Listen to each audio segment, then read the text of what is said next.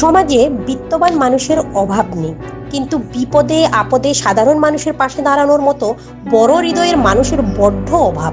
তবে এই চেনা ছবির বাইরে গিয়েও ত্রিপুরায় এক অনন্য নজির সৃষ্টি করেছেন এক জনহিতৈষী ব্যক্তিত্ব। তিনি আর কেউ নন, ত্রিপুরার অত্যন্ত জনপ্রিয় ও পরিচিত মুখ, সমাজসেবী অভিজিৎ দাস লিটন। সাধারণ মানুষের কাছে তিনি শুধু একটি নাম নন, বরং হাজারো অসহায় ও গরিব মানুষের কাছে একটা ভরসার আলো। ত্রিপুরার আনাচে কানাচে আজ একটাই নাম প্রতিধ্বনিত হচ্ছে, সমাজসেবী অভিজিৎ দাস লিটন। দিন হোক বা রাত, সাধারণ মানুষের যে কোনো সমস্যার সবার আগে এগিয়ে আসেন তিনি। প্রতিদিন নিয়ম করে বহু গরিব ও দুস্থ মানুষের মুখে হাসি ফোটাচ্ছেন এই মানবিক মানুষটি। তার এই নিঃস্বার্থ পরোপকার আজ ত্রিপুরাবাসীর হৃদয়ে তাকে এক বিশেষ আসনে বসিয়েছে।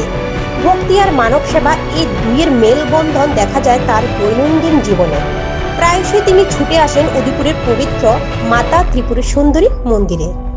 সেখানে মায়ের চরণে ভক্তিপূর্ণ পুজো দেওয়ার পাশাপাশি এক মহৎ যজ্ঞে সামিল হন তিনি। মন্দিরে আগত শত শত ভক্তদের মাঝে পরম শ্রদ্ধায় বিনম্র প্রসাদ বিতরণ করেন। শুধু প্রসাদ বিতরণই নয়, মন্দির চত্বরে থাকা অসহায় ও সম্বলহীন মানুষের দিকে বাড়িয়ে দেন সহযোগিতার হাত। যে কোনো উৎসব বা পুজো পার্বণ মানেই অভিজিৎ দাস লিটনের কাছে সেবার এক নতুন সুযোগ। উৎসবের আনন্দ যাতে সমাজের প্রান্তিক ও পিছিয়ে পড়া মানুষগুলোর জীবনেও পৌঁছয়, তার জন্য সবসময় তৎপর থাকেন তিনি। বস্ত্র বিতরণ থেকে শুরু করে খাদ্য সামগ্রী তুলে দেওয়া, উৎসবের দিনগুলোতে অসহায়দের পাশে দাঁড়িয়ে তিনি প্রমাণ করে দেন মানুষের সেবায় ঈশ্বরের আসল পুজো। নেপথ্যে থেকে নিঃশব্দে কাজ করে যাওয়া এই সমাজসেবীর কর্মযজ্ঞ আজ ত্রিপুরাবাসীর মুখে মুখে। রাজ্য জুড়ে আজ শুধুই তার কাজের প্রশংসা।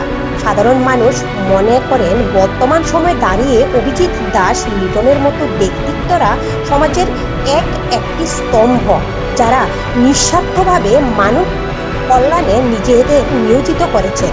সত্যি অভিজিৎ দাস লিটনের এই মানবিক রূপ সমাজের বাকি মানুষদেরও অনুপ্রাণিত করে। তার এই সেবামূলক যাত্রা আগামী দিনেও অব্যাহত থাকুক এবং ত্রিপুরার প্রতিটি অসহায় মানুষের মুখে এইভাবেই হাসি ফুটুক।